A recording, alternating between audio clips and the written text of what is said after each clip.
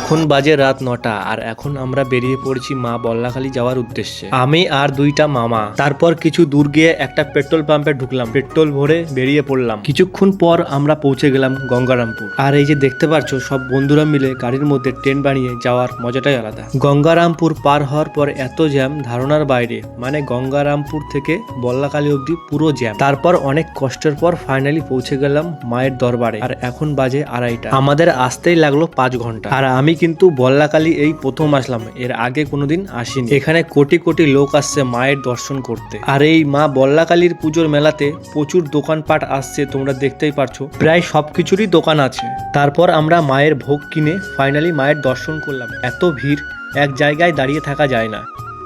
জয় মা বল্লা, জয় মা বল্লা।